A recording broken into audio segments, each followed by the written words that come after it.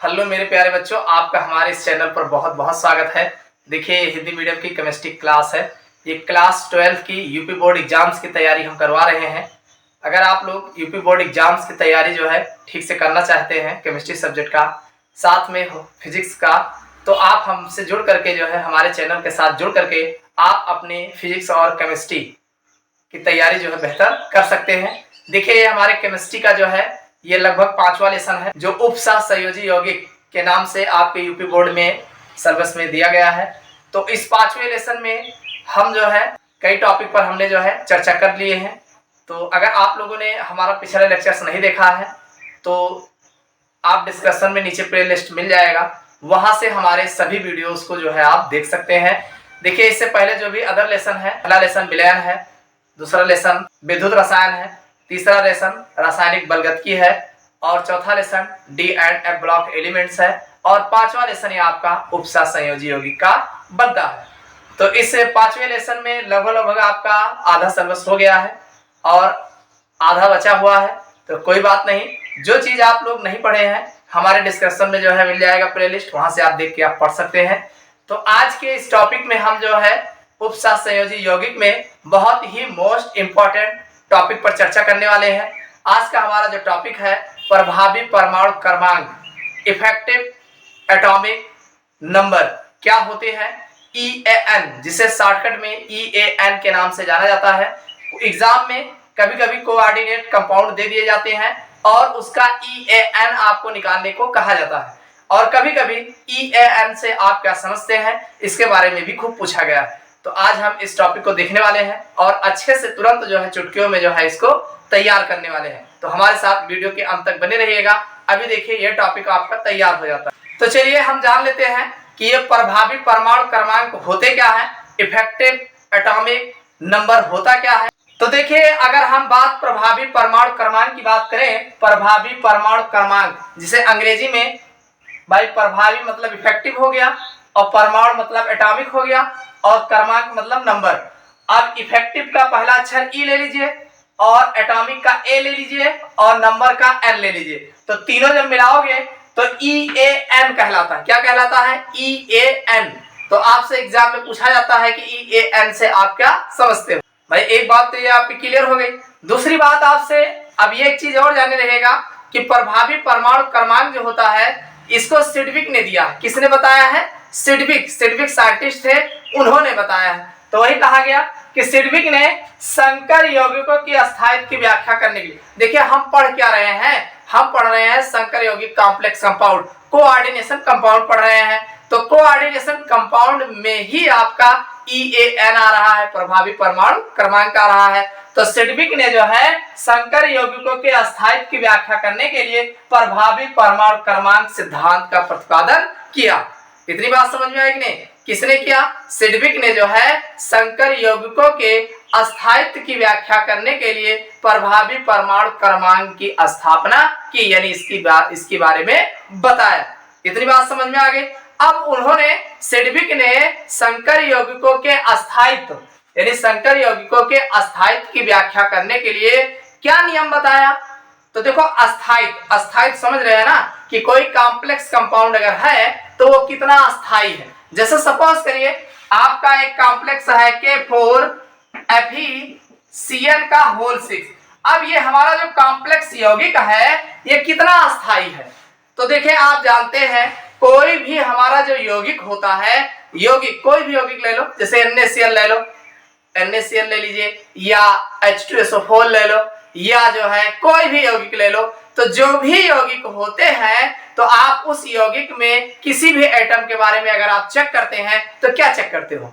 अरे किसी भी एटम के बारे में यही चेक करते हो कि उसके आउटर शेल्स में 8 इलेक्ट्रॉन पूरे हैं। जैसे सपोज करिए आपने NaCl यौगिक है, ये संकर यौगिक नहीं है, ये एक सिंपल यौगिक है, सिंपल साल्ट है, ठीक है। तो सिंपल साल्ट है। तो NaCl में आप यहाँ पे क्या देख रहे हैं भाई, Na और Cl मिल करके NaCl बनाया है। तो Na का अस्थायित्व क्या है? Na का अस्थायित्व ये है कि इसके आउटर भाई इसका इलेक्ट्रॉनिक कॉन्फ़िगरेशन Na का 2 8 1 होता है। एक इलेक्ट्रॉन अपने बगल पड़ोसी को इसने दे दिया, तो दे करके जो है इसका अस्थायित्व 2 8 हो गया और Cl के आउटर शेल्स यानी Cl का अगर आप इलेक्ट्रॉनिक कॉन्फ़िगरेशन करते हैं तो 2 8 7 होता है, अरे 17 होता है ना परमाणु क्रमांक, तो ये 2 8 7 हो जाएगा। तो 7 में एक इलेक्ट्रॉन अगर ये Na का मिला दोगे तो ये 2 8 8 हो जाएगा। कुल मिला के क्लोरीन एटम हमारा इसका स्थायित्व है आउटर शेल्स में 8 इलेक्ट्रॉन पूरा हो गया, और Na का भी आउटर शेल्स में 8 इलेक्ट्रॉन पूरा हो गया, तो ये अपने पे स्थायित्व हो गए। तो बस ऐसे ही जो उप सहसंयोजी यौगिक कौन से यौगिक होते हैं, अरे हम कोऑर्डिनेशन कंपाउंड पढ़ रहे हैं, क्या किसी दूसरे की बात करेंगे, उप सहसंयोजी यौगिक होते हैं। तो उप सहसंयोजी यौगिकों की अस्थायित्व यानी वो कितने अस्थायित्व है इसकी व्याख्या करने के लिए सिडविक ने अपना जो है एक नियम दिया जिसे इफेक्टिव एटॉमिक नंबर या प्रभावी परमाणु क्रमांक कहते हैं। समझ में आई बात? तो उन्होंने क्या कहा इसमें, उन्होंने ये कहा किसी परमाणु का प्रभावी परमाणु क्रमांक यानी किसी परमाणु मतलब उपसहसंयोजी यौगिक में किसी परमाणु की बात कर रहे हैं। अब किसकी परमाणु की बात करेंगे, अरे वही जो उपसहसंयोजी यौगिक बनाता है, कौन बनाता है, डी ब्लॉक एलिमेंट्स भाई। अरे कॉम्प्लेक्स कंपाउंड में सेंट्रल मेटल एटम कौन है, वही डी वाला है ना, अरे डी ब्लॉक एलिमेंट्स का ही तो है, तो उसी की बात कर रहा है। किसी परमाणु का प्रभावी परमाणु क्रमांक, किसी परमाणु का प्रभावी परमाणु क्रमांक जटिल अणु के निर्माण के पश्चात यानी जो हमारा कॉम्प्लेक्स कंपाउंड बन गया है, तो निर्माण के पश्चात उस पर कुल इलेक्ट्रॉनों की संख्या के बराबर होता है। यानी जितना इलेक्ट्रॉन्स उसमें टोटल आते हैं वो हमारे उस परमाणु पर स्थित परमाणु का प्रभावी परमाणु क्रमांक, किसी परमाणु का प्रभावी परमाणु क्रमांक जटिल अणु के निर्माण के पश्चात उस पर कुल इलेक्ट्रॉनों की संख्या के बराबर होता है। जब जटिल अणु बन जाता है तो उसके कुल इलेक्ट्रॉनों की संख्या के बराबर होता है। क्या बराबर होता है, प्रभावी परमाणु क्रमांक बराबर होता है जटिल अणु में उपस्थित कुल इलेक्ट्रॉनों की संख्या के बराबर होता है।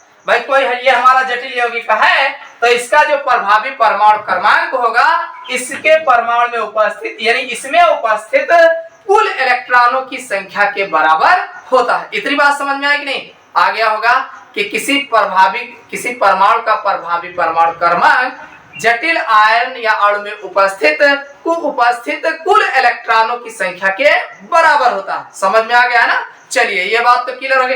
अब ये प्रभावी परमाणु क्रमांक जो होता है इसको निकालोगे कैसे, तो इसका फार्मूला जान लेते हैं। देखो अगर आपको प्रभावी परमाणु क्रमांक निकालना है तो इसके लिए जो फार्मूला लागू होता है, प्रभावी परमाणु क्रमांक बराबर परमाणु क्रमांक, सबसे पहले कि उस एलिमेंट्स का परमाणु क्रमांक क्या है, और प्लस ग्रहण किए गए इलेक्ट्रॉनों की संख्या यानी कितने इलेक्ट्रॉन्स उसने ग्रहण किया है, और फिर माइनस लगा के त्याग किए गए इलेक्ट्रॉनों की संख्या। इस पर जो है प्रभावी परमाणु क्रमांक जो है निकाला जाता है। एक बात और ध्यान रखिएगा, ये जो प्रभावी परमाणु क्रमांक होता है जिस एलिमेंट्स का निकाला जाता है तो उस एलिमेंट्स के आगे जो अक्रिय गैस हमारा होता है यानी उसके आगे जो अक्रिय गैस हमारे आते हैं उसी के संख्या के लगभग प्रभावी परमाणु क्रमांक हमारा निकल के आता है। तो कैसे निकल के आता है और किस प्रकार से इसको हम निकालेंगे, तो चलिए एक टेबल के माध्यम से हम बहुत सारे एलिमेंट्स का जो है यौगिक का जो है उपसहसंयोजी यौगिकों का प्रभावी परमाणु क्रमांक जो है निकाल करके देखते हैं। देखो भाई मेरे पास कुछ कोऑर्डिनेट कंपाउंड दिए गए हैं जिनका हम प्रभावी परमाणु क्रमांक जो है निकालना अभी देखेंगे। तो देखिए सबसे पहले हमारे पास है K4FeCN का होल 6, इसका हमें प्रभावी परमाणु क्रमांक ज्ञात करना है। तो कैसे निकालना है, सबसे पहले हम देखेंगे धातु की ऑक्सीकरण संख्या यानी इसमें कोऑर्डिनेट कंपाउंड जो है हमारा इसकी ऑक्सीकरण संख्या कितना है, तो इसका देखेंगे केंद्रीय धातु की ऑक्सीकरण संख्या। तो आप जानते हैं इसमें केंद्रीय धातु हमारा Fe है, सेंट्रल मेटल एटम कौन है, Fe है। तो Fe की ऑक्सीकरण संख्या कैसे निकालूं भाई, आप जानते हैं Cn के ऊपर एक नेगेटिव चार्ज होता है, आपको पता है कि Cn के ऊपर एक नेगेटिव चार्ज होता है, मतलब ये एक Cn एक नेगेटिव चार्ज मतलब एक उपसहसंयोजी बंध बनाएगा Fe के साथ, तो 6 लगा है तो 6 ये हो जाएगा, 6 उपसहसंयोजी बंध हो जाएगा, मतलब -6 ये हो जाएगा, और ये 4 यानी K4 है यानी 4 के प्लस चार्ज हो जाएगा। तो 4 के प्लस चार्ज में से 6 जो हमारा नेगेटिव चार्ज है 6 में से 4 निकाल देंगे तो बचेगा 2, और 2 हमारा बचेगा प्लस पे, तो प्लस है यानी इसके ऊपर 2 प्लस चार्ज लगेगा, मतलब Fe की आक्सीकरण संख्या +2 होगी। Fe की आक्सीकरण संख्या +2 होगी। नहीं समझ में आया? समझ में नहीं आया देख लो। देखो ये हो जाएगा भाई K का +1 होता है मल्टीप्लाई 4 हो जाएगा, और फिर Fe का निकाल रहे हो x हो जाएगा। Cn का आपको -1 होता है और ये 6 है, 6 से गुणा हो जाएगा बराबर 0 हो जाएगा, तो ये 4 हो जाएगा और प्लस x हो जाएगा, 6 का नम 6 हो जाएगा बराबर 0, 6 में से 4 जाएगा x -2 हो जाएगा बराबर 0, x बराबर +2। बात समझ में आई कि नहीं? तो यहाँ Fe की आक्सीकरण संख्या +2 आ जाएगी। अगर आपको नहीं समझ में आ रहा है तो इससे पहले वाला लेक्चर हमने आक्सीकरण संख्या निकालने को बताया है, देख लीजिएगा। तो यहाँ पर आक्सीकरण संख्या हो गया Fe की, किसकी हुई? Fe की। और धातु का परमाणु क्रमांक Fe जो होता है इसका 26 होता है, आयरन का 26 होता है, मालूम है कि नहीं? मालूम कर लेना, याद कर लो भाई डी ब्लॉक एलिमेंट्स को। तो ये परमाणु क्रमांक 26 होता है। समन्वय संख्या अगर देखा जाए तो इसकी समन्वय संख्या कितनी है भाई? एक ये है तो 6 का नम 6 हो जाएगा, ये 6 हो जाएगा। इतनी बात समझ में आ गई?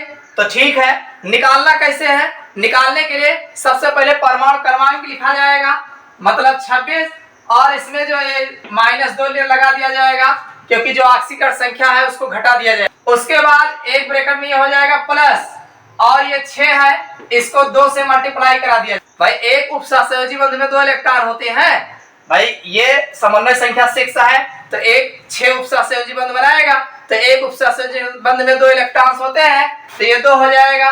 तो अब इसको आप सॉल्व करेंगे तो आपका निकल के आ जाएगा 26 में से 2 चला जाएगा, ये बच जाएगा 24 और 6 दूनी 12, 24 में आप 12 जोड़ दीजिए, 34, 35, 36, तो ये आपका 36 जो है आ जाएगा। और 36 होता किसका है? ये होता है क्रिप्टन का, मतलब ये जो है Kr के लगभग बराबर आ जाएगा। तो बात समझ में आई कि नहीं है? ये आक्सीकरण संख्या हो गया एलिमेंट्स का, और ये जो है परमाणु क्रमांक उसी एलिमेंट्स का हो गया, और ये इसकी समन्वय संख्या हो गई, कितने उपसहसंयोजी बंध बना रहा है। तो आप जो हमारा परमाणु क्रमांक होगा उसमें से ये आक्सीकरण संख्या जो हमारा होगा घटा देंगे, और फिर जो हमारा उपसहसंयोजी बंध होंगे उसमें 2 से गुणा करा करके उसको जोड़ देंगे, तो हमारा निकल के प्रभावी परमाणु क्रमांक आ जाएगा। समझ में आई बात कि नहीं? चलो दूसरा देख लेते हैं। दूसरा हमारा Cu है, तो Cu की अगर हम आक्सीकरण संख्या की बात करें तो देखो SO4 2 नेगेटिव चार्ज, मतलब इस पर 2 प्लस चार्ज लगेगा, और 2 प्लस चार्ज लगेगा। NH3 उदासीन होता है, इस पर कोई आवेश नहीं होता है तो कोई मतलब ही नहीं, मतलब यहाँ पे +2 आवेश रहेगा। ठीक, Cu के ऊपर 2 प्लस चार्ज बनेगा। और अगर हम कॉपर का परमाणु क्रमांक की बात करें तो कॉपर का परमाणु क्रमांक 29 होता है, और इसके अगर हम उपसहसंयोजी संख्या समन्वय संख्या की बात करें तो एक NH3 4 है, तो 4 उपसहसंयोजी बंध बनाएगा, तो ये 4 हो जाएगा। इतनी बात समझ में आ गई? अब जरा इनको सॉल्व कर लेते हैं, तो ये हो जाएगा 29 -2, ये हो जाएगा, और प्लस ये 4 है और गुणे 2, 4 दूनी 8, इसको जरा देख लीजिए, 29 में से 2 जाएगा 27 आ जाएगा, और 4 दूनी 8, 8 7 15, मतलब 35। 35 जो है इसका प्रभावी परमाणु क्रमांक निकल करके आ जाएगा। ठीक, अगला देख लेते हैं, कोबाल्ट है। अगर इसके हम आक्सीकरण संख्या की बात करें तो 3 नेगेटिव चार्ज ये बनेगा, तो 3 प्लस चार्ज बनेगा, ये NH3 उदासीन होता है, मतलब +3 हो जाएगा। अगर कोबाल्ट के हम परमाणु क्रमांक की बात करें तो कोबाल्ट का जो है 27 होता है, 27, और 6 उपसहसंयोजी बंध बनाएगा, समन्वय संख्या 6 हो जाएगी इसकी। और इसको निकालने के लिए आप जानते हैं ये हो जाएगा 27 - 3, भाई यहाँ 3 है तो यहाँ 3 हो जाएगा, हर बार 2 ही नहीं घटाया जाएगा, जितना यहाँ आक्सीकरण संख्या होगी वही घटाया जाएगा। ठीक, और उसके बाद प्लस 6 यहाँ है और मल्टीप्लाई 2 हो जाएगा, तो ये 6 दूनी 12 रहेगा, ये 27 में से 3 निकल जाएगा, तो 24 बचेगा, और 24 25 26, 26 और 10 36, तो ये 36 आपका क्रिप्टन के बराबर आ जाएगा। समझ में आ गया कि नहीं? नहीं समझ में आया? चलो अगला देख लेते हैं। देखो निकल है, इसकी अगर आवेशों की बात करें तो ये देखिए इस पर कोई आवेश नहीं होगा, ये 0 हो जाएगा। और अगर इसके निकल है तो ये 28 होगा। और इसके अगर हम समन्वय संख्या की बात करें तो 4 समन्वय संख्या होगा, तो इसको हम ऐसे निकालेंगे 28 - 0 प्लस 4 गुणे 2, तो ये हमारा निकल के आ जाएगा भाई। 28 में से 0 घटाओगे 28 आएगा, और 4 दूनी 8, 8 दूनी 16, मतलब 36। ये जो है क्रिप्टन का लगभग जो है प्रभावी परमाणु क्रमांक 36 निकल करके आ जाएगा। समझ में आई बात? नहीं समझ में आया? चलो अगला देख लेते हैं। देखो यहाँ पे Fe की ऑक्सीकरण संख्या की अगर हम बात करें तो भाई ये 3K3 लिखा है, मतलब 3 पे प्लस चार्ज बनाएगा, तो यहाँ 3 निगेटिव लगेगा, और एक Cl के ऊपर एक निगेटिव चार्ज होता है, तो 6 निगेटिव ये बनेगा, और 6 निगेटिव उधर जाएगा, 6 पॉजिटिव होगा। 6 पॉजिटिव में 3 निगेटिव घटा देंगे तो हमारा 3 प्लस बचेगा। समझ में आया? नहीं समझ में आया? ऐसे होता है। देखो ये हो जाएगा यहाँ पर 3, ये इसका जो है भाई K का +1 होगा, मल्टीप्लाई 3 हो जाएगा, प्लस x हो जाएगा, और प्लस -1 मल्टीप्लाई 6, और ये बराबर 0 मान लो इसको। इसको सॉल्व करोगे 3 आ जाएगा, x आ जाएगा, 6 का नम 6 हो जाएगा बराबर 0।